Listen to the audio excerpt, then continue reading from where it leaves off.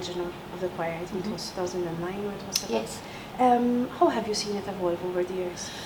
Well, the first year it was very, obviously, I had never as well put such a huge group together, so I wasn't quite sure how it was going to work. And their involvement in the first few concerts was 3 or 4 pieces, I think, but as it's grown over the years, I think last year they were involved in nearly 20 pieces.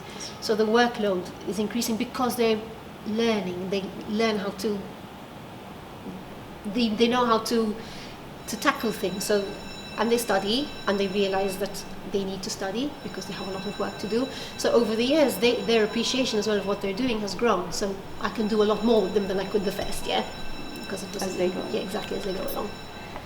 In what way do you see the choir helping children appreciate classical music better? It's just exposure. It's exposure to it, and I believe very strongly in exposing children to classical music from a very early age, because they have no preconception that classical music is either boring or it's not for them. It's just, if it's a lovely melody, it's a lovely melody they can appreciate.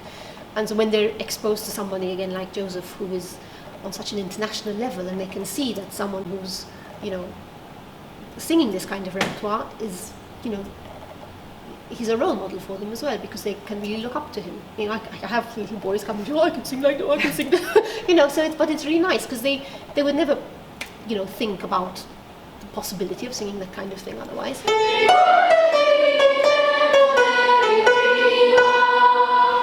So now that you've been directing this choir for 7 years now? Yeah. What are your views about its value for these children's development, both in terms of artistic terms and non-artistic? Yes, I think any exposure to the arts is important, not just for future performers. Some of these children might go on to perform themselves, whether it be singing or instrument or whatever. But it's also social skills. You see some of the kids come in and they'll be really shy, some of the new ones, because they can feel that there's an element of a group. So when they come in, they're very shy and quiet, they sit in their own, and then they start integrating, and even the music just helps them, make friends. And you can see the social skills coming out and the confidence. So I believe very much that classical music and any performing arts should be looked at in a holistic sense. It is an educational side to music. I've seen so many children who go to voice lessons, they're so shy, or drama. They go in one type of child and they come out completely different, confidence, and it's life.